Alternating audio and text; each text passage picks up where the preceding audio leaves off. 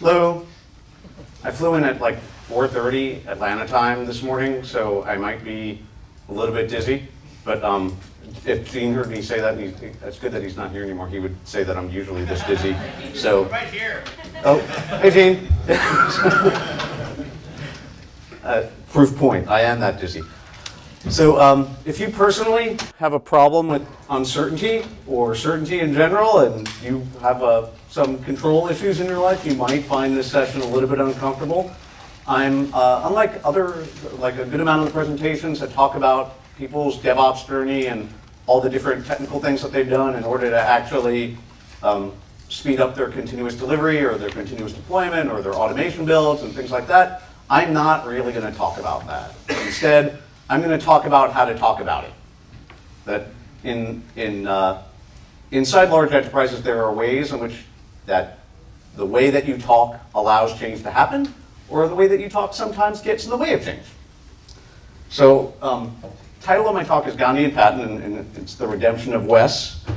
Gene and I, several years ago, met at South by, and we talked about many things, and this was before the Phoenix Project came out, and then we've been in close conversation for a long time since then, talking about how I am a former Wes myself, the guy screaming in the back room saying all these horrible things about how everyone's a bunch of morons, and how that, for a long time, that hindered my ability to get change done, and that I've since come to a different understanding. So myself, I've worked at a bunch of different companies. I'm about like 25-year veteran inside of IT. I've worked inside of government. I've worked inside of consulting. I've worked inside of private industry. I've worked inside of internet companies, retail, you name it. It's just the different places, from either in or working for, have been a lot of different contexts. So currently I reside at Autotrader, which is one part of Cox Automotive. Cox Automotive is about an $8 billion or so company, or maybe a little bit bigger than that. We own Kelley Blue Book, we own Autotrader, we own Mannheim. There is, if you didn't know, the largest advertising spend in the world is in the automotive segment. And Autotrader and Kelley Blue Book and the various different parts of our company, we are one of the primary channels which the automotive industry spends for marketing their vehicles. So I've been at Autotrader about 4 years now, and in the last, since 2012, so just over 2, since we've really started talking about DevOps inside of our company, we've done a good amount of stuff. We've swapped out our search engine. Autotrader actually is a search engine. That's pretty much all that we do. We swapped our ad platform, our enterprise service bus, our services gateway, our web application stack, our CRM platform. The list just kept going and going and going. And that's also during that time we switched from waterfall to agile. We ingested and digested a lot of change in the course of 3 years. So I know a lot of people have probably seen or heard the Jesse Robbins talk about culture hacking. Yes, no? Who's seen that? Where Jesse pretty much says to go small. And I'm kind of here to tell you that you don't have to do that. So like I said, about 2 to 3 years ago, I met Gene at South by. And this was pre the Phoenix Project, and Gene's talk was entitled When IT Fails, or When IT Says No. I forget which one it was. But basically, I went because I was a UX guy. I come from a significant design and empathy background, as well as a technical background. I float between the two disciplines.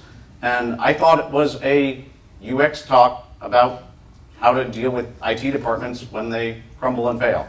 And so I went in thinking it was one thing, and I walked out completely just blown away, because I was also, in my past life, I was an infrastructure guy.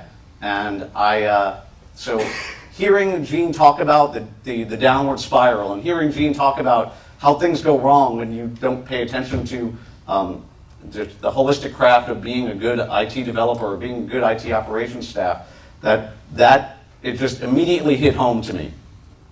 And so since then, Gene and I have developed a good friendship, and we've been talking about different concepts around how to drive adoption faster inside of large enterprises. So who here works in a consensus-driven enterprise? Okay, consensus-driven enterprises are somewhat, they're very proliferated around the industry, but they're different than necessarily, let's say, a financial services enterprise. Financial services enterprises are more focused on absolutes, being what is right, versus consensus, and they can be consensus-driven, but consensus-driven qualitative enterprises don't have a necessarily fully objective point of view on what works and what doesn't, and they figure it out via experiments over time. So, whether you're in a consensus-driven enterprise or not, who in this room finds themselves frustrated by the pace of change? Good. I would argue that that's pretty much everyone in a consensus-based organization. If you're part of the change that's happening, it's moving too slow for you. And if you are outside the change that's happening, it's moving too fast for you. Does that anyone else find that to be true? A couple people. Okay. So in terms of DevOps transformations and languages that is more appropriate for this room, which of these sound familiar? Automation costs too much and it wouldn't work anyway. Has anyone heard that one? I've heard that one. We've tried that before and it failed. Why should I pay for that? That's your IT job. Get back in that closet and start plugging wires and typing on keyboards.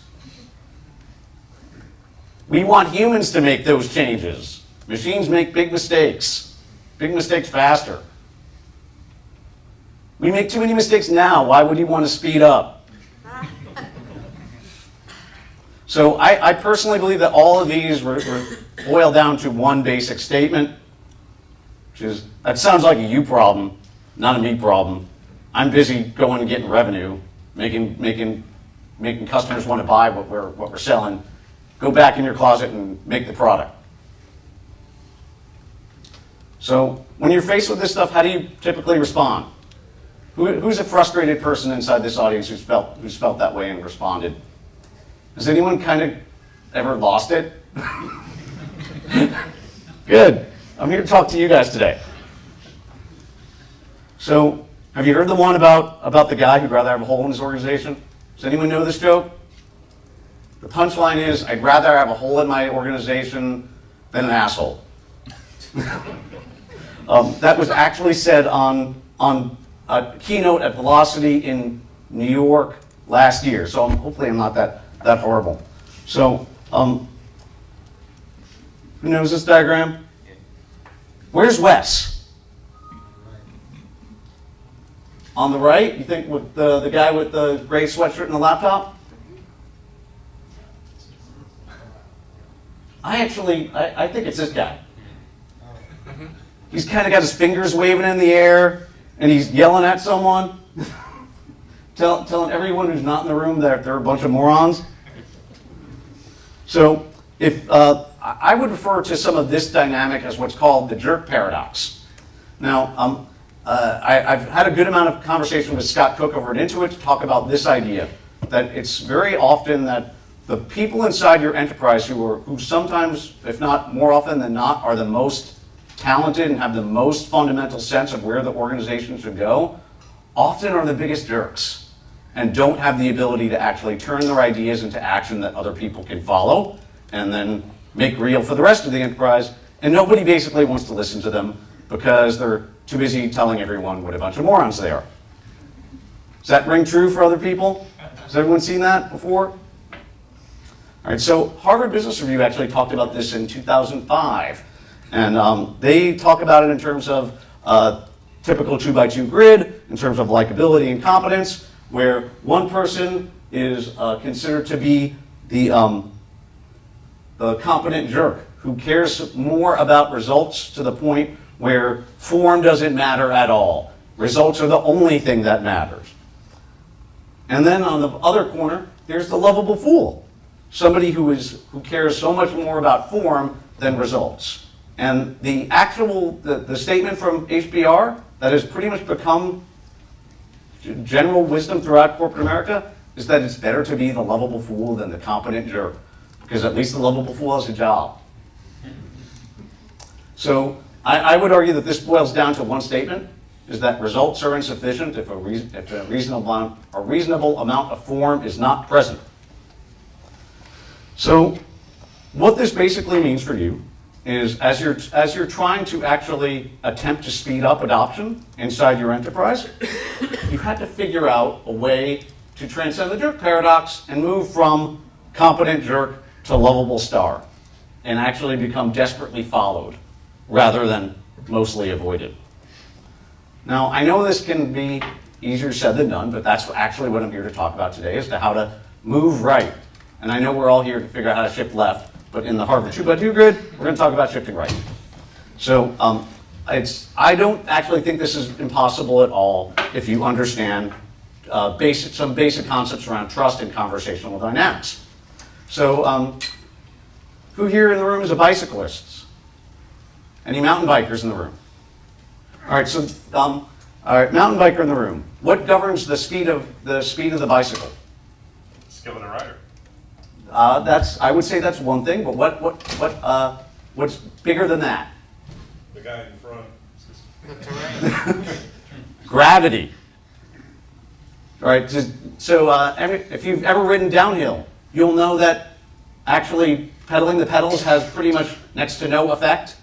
That's because the bicycle chain doesn't actually connect, or the gear on which you're pedaling doesn't actually connect to the rear wheel. Your pedaling only has effect when your pedaling is faster than the speed at which the rear wheel is already traveling, which is basically the result of gravity. Now that's different depending upon whether you're going uphill or downhill. And when you're going uphill, the actual thing that's more important than anything else is actually the form that you have, the skill of the rider. That how you position yourself on the bike, how you choose to place your effort, when you choose to place your effort, how you choose to move the gears, how you position your center of gravity, all those things are more important than any amount of effort that you actually place in the pedals. Similarly, when going downhill, it's actually the opposite. Form has almost next to nothing to do with it.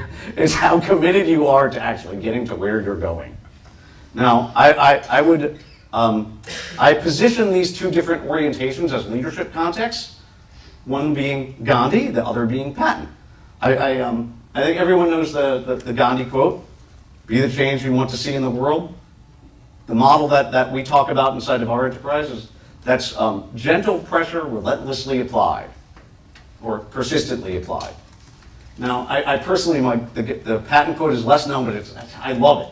We're not going to shoot the bastards. We're going to cut out their living guts and use them to grease the treads of our tanks. Does anyone know where that actually came from? When that was? Is anyone a Patton historian at all? All right. So Patton is maniacal pressure relentlessly applied. This is when you are going downhill in a consensus organization. Now I'm going to talk more about each one and tell you how to kind of mock that leadership style. But first, before we actually get into that, you have to understand how do you determine which one to apply and when. And basic ones for figuring this out is just a conventional model of trust circles. Now, this is not your typical trust circle is drawn as in your circle of trust are people who you trust. This is the converse. This is people who trust you. Inside the circle of Patton are people who implicitly trust you regardless of anything else. Now, what that would mean is imagine that a very close friend of yours walked into a room, and in the room is you and their dog is lying dead at your feet with a bullet hole in his head, and you're holding a smoking gun, and he says, "Wow, thank you. My dog must have had rabies. You've done me a great service today. I appreciate the efforts that you must have taken to actually put my dog down when he should have been put down." Now, on the other side is the circle of Gandhi. These are people who implicitly distrust you, regardless of appearances. So when you come and say, "Hey, I'd really like to figure out a way to speed up our deployment process," all they hear you say is, "Wow, you're trying to put machines in the place of humans. They're coming for our jobs. We like humans. We hate robots. Go away." So critical factor to understand and account for when you're actually deciding which leadership context to apply is to determine the amount of trust that is placed in you by the audiences you're attempting to inspire. This stuff goes way back to the Heraclitus and Aristotle. This is basically the science of rhetoric and the science of kairos. If anyone is a Greek historian or wants to talk about that afterwards, I'd love to catch up with you. So let's talk about this in a little bit more detail. Who here has seen the film Patton? All right, let's see if you guys remember this scene.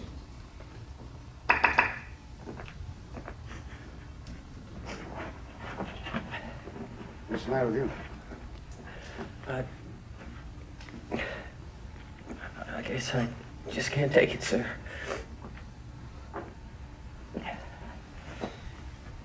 What did you say? It's my nerves, sir. I just can't stand the shelling anymore. Your nerves? Oh, hell, you're just a goddamn coward.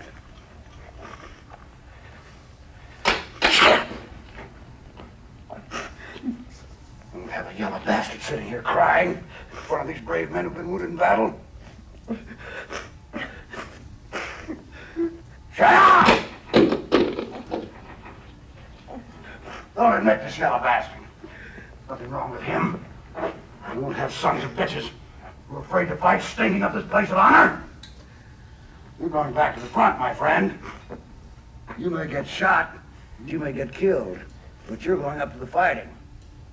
Either that or I'm going to stand you up in front of a firing squad. I'm going to shoot you myself, you goddamn bastard. Get him out of here. Send him up to the front.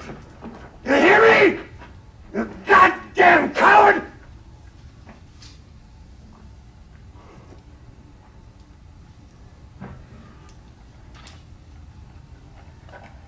We have cowards in my army. Okay, so who knows anything about Patton at all? Do you guys know approximately when this took place? Because this is based on real events. There's actually 3 events that happened.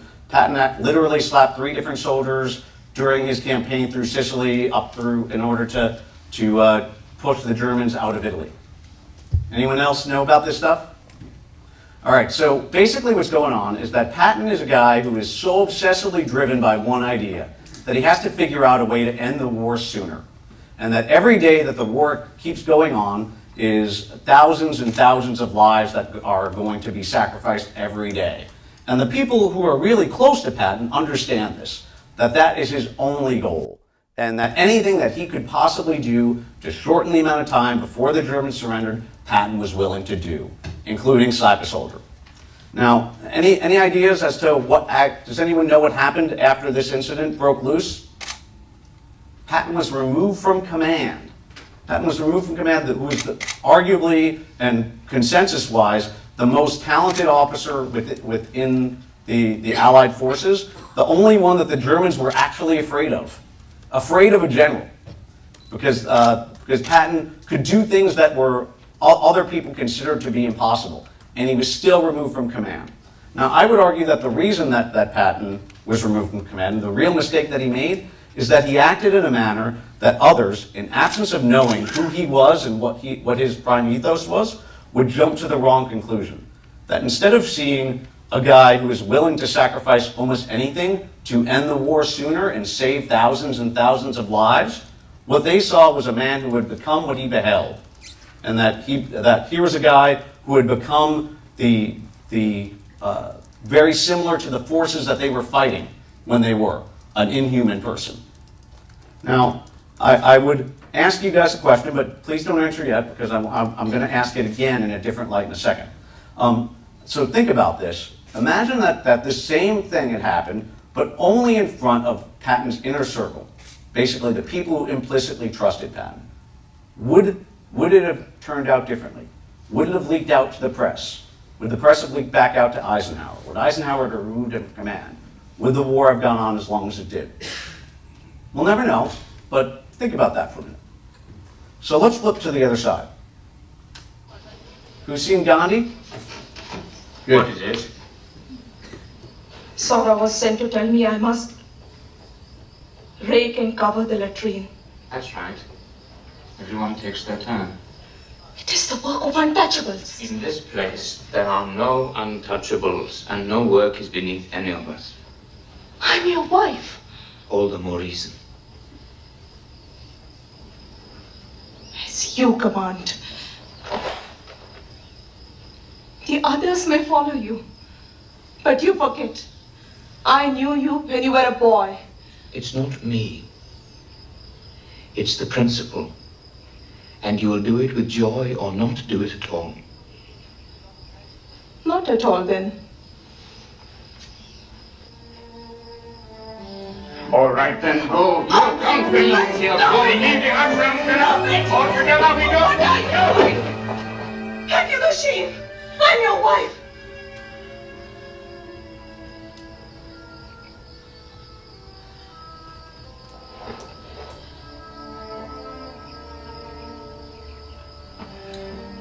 Where do you expect me to go? What's the matter with me?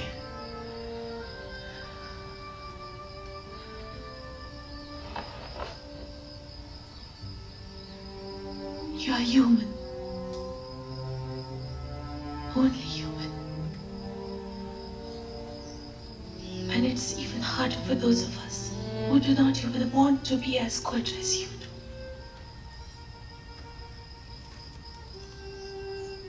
I apologize.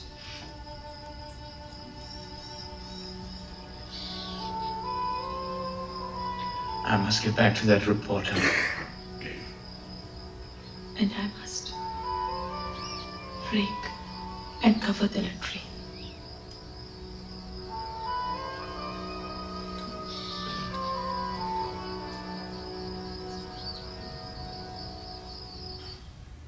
So who knows why Gandhi has hair here? Anyone? Gandhi has hair because this is actually what, in his younger days, when he's still in South Africa, and this is prior to him going to India, and prior to creating the movement that which Gandhi is more famous for. Now, so think about the previous scene with Patton, now think about this one. So any idea what Gandhi did right here? I would argue that the real thing that Gandhi did right is he demonstrated his commitment to his ideals by being willing to sacrifice the relationship that he valued the most in order to actually further the cause that he was looking for, and also immediately apologized for how far he stepped over the line. Now, remember we asked in a minute ago that would it have turned out differently if Patton had acted that way in front of only people who he trusted? Now, I would ask the same thing, but on the flip. So in this scene, Gandhi only acted in front of his wife, the person who implicitly trusted him the most. The press wasn't there, his opponents weren't there, no other people were there. So imagine this early in Gandhi's career, what would have been different had news broken out that here's this person who is trying to lead a significant change in South Africa, who, under the guise of nonviolence, who is now manhandling his wife and pushing her around. What would have been different? So, two models go this way. In the circle of Patton, there's one thing and one thing only. Raise the bar higher. Always. Unless you're doing limbo. Now, what this means is to aim for this zone, right in the middle, between competent jerk and lovable star, and never being ashamed to ask for excellence.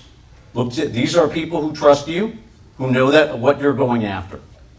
So, in aiming for this zone, you have to be willing to kind of mix it up a little bit.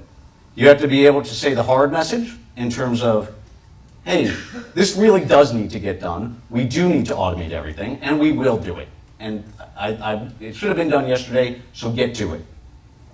At the same time, you also have to be willing to shift a little bit to the other side and be more inspiring, saying, I know that we can do this. It's only a matter of time. We will fail a couple times before we get there, but eventually we will. Who's with me?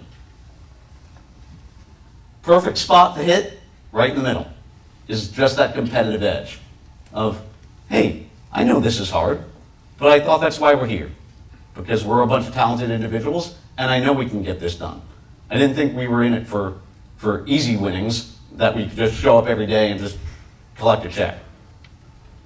So, in doing this, you also have to pay attention to the other side of it, is that you always have to be able to religiously strive for collegiality.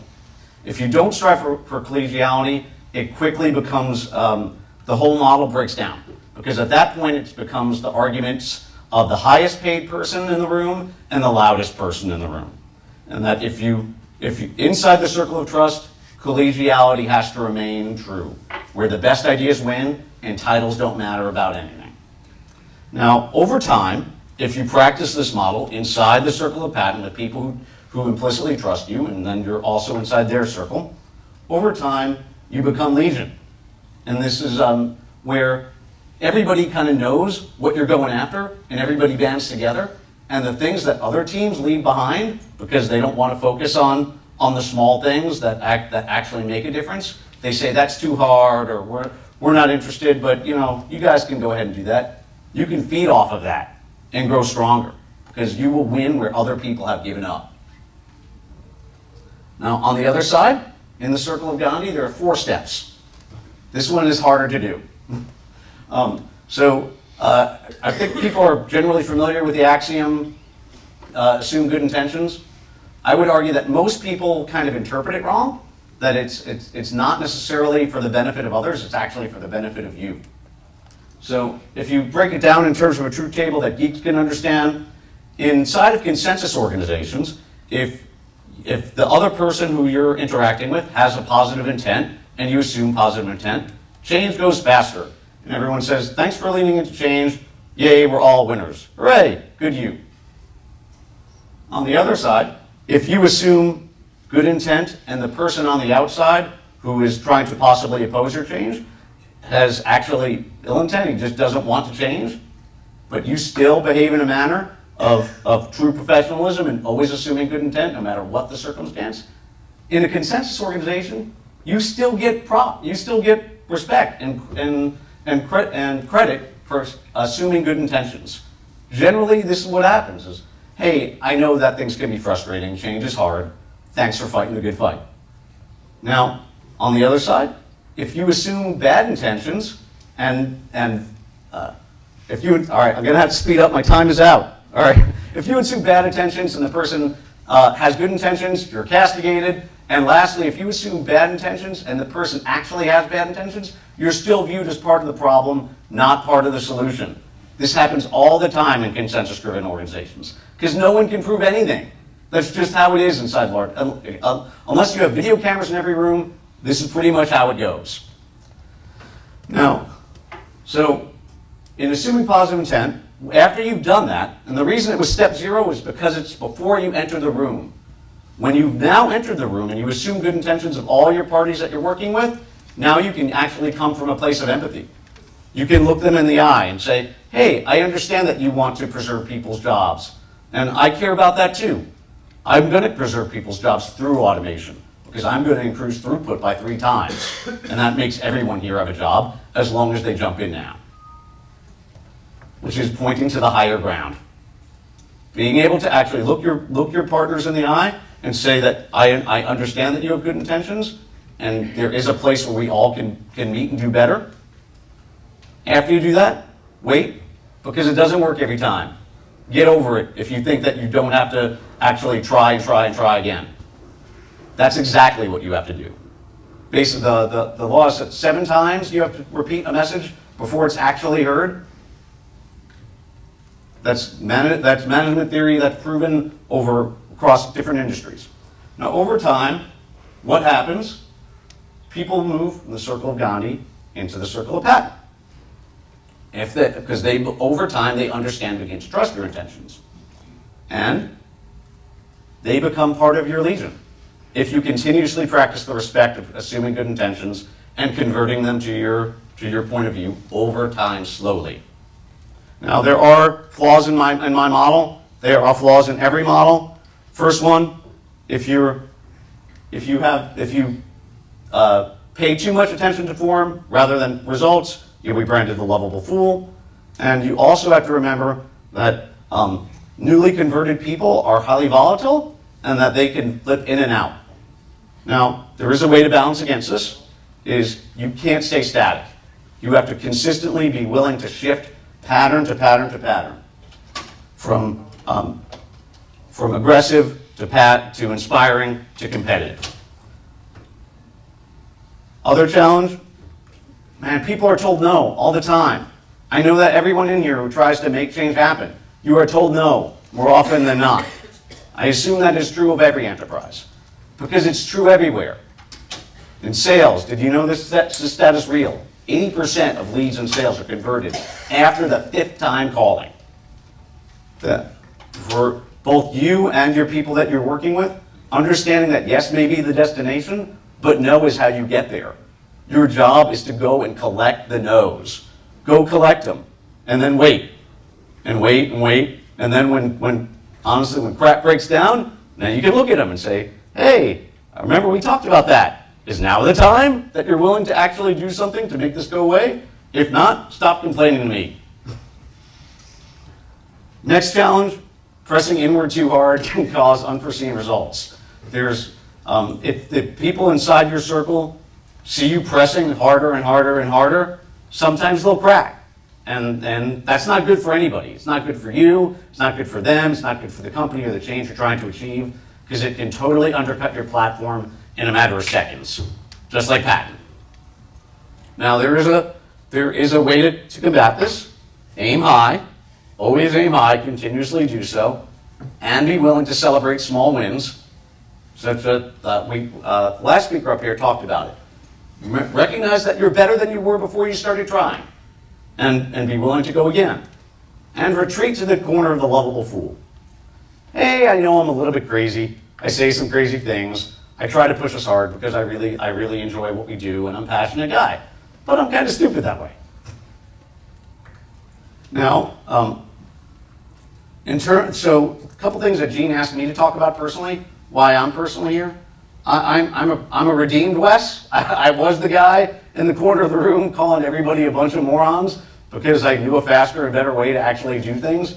Automation was stuff we did in the late 1990s. And watching people not want to do that, I was like, duh. Why would you not want to be faster and better? But over time, between the people who surrounded me, between people who I worked with and people who I cared about, I kind of evolved into something different. And I've been able to actually both be a better master of myself and my own behaviors and help teach others in how to do it. And it makes me better every day. So some things that I personally need help with, because I don't have it all figured out at all. We're still trying to take automation to the next level inside of our enterprise. If you have any tips for me in terms of doing things like automated tag validation or building out more robust canary infrastructures, doing other data-centric services validation, these are things that we still struggle with. We still have humans in some of these jobs, and I'm looking to have those humans elevate to new jobs.